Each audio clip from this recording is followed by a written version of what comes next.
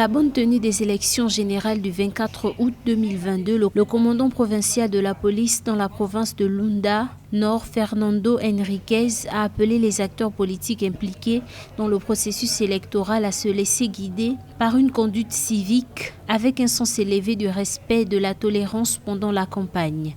S'adressant à la presse le 13 juin, le responsable a exhorté les partis politiques à respecter les dispositions sécuritaires à mettre en œuvre par les organes de sécurité pendant la période électorale. À cet effet, il a jugé nécessaire que les partis politiques évitent de transmettre des messages qui poussent à la violence et à la désobéissance civile.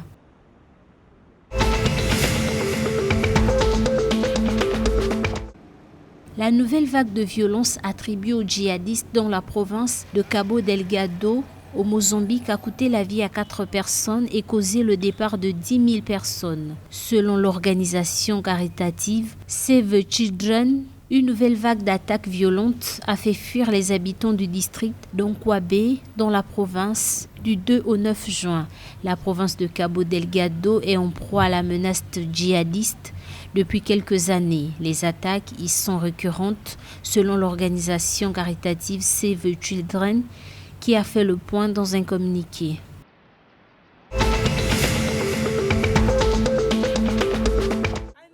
À l'occasion de la journée de la jeunesse sud-africaine, qui a été célébrée le 16 juin, Mondli Gugubele, ministre à la présidence, a encouragé les jeunes à saisir toutes les opportunités qui leur sont offertes pour créer et développer leur propre entreprise. S'exprimant devant la jeunesse, Mondli Gugubele a appelé cette frange de la population à aider l'État à construire un merveilleux avenir d'après le système de communication et d'information du gouvernement. Depuis octobre 2020, les 2 premières phases du programme présidentiel de stimulation de l'emploi ont créé 850 000 opportunités pour des cibles composées à 84% de jeunes.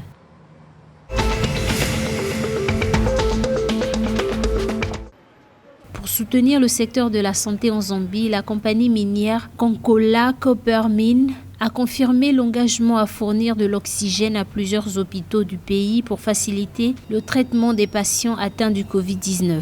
Lors de la visite de l'usine d'oxygène, le 16 juin 2022, Madame Nair, liquidatrice judiciaire provisoire de KCM, administrateur général par intérim et receveur officiel de la Zambie, a déclaré que la compagnie minière fournira en permanence de l'oxygène gratuit aux hôpitaux publics.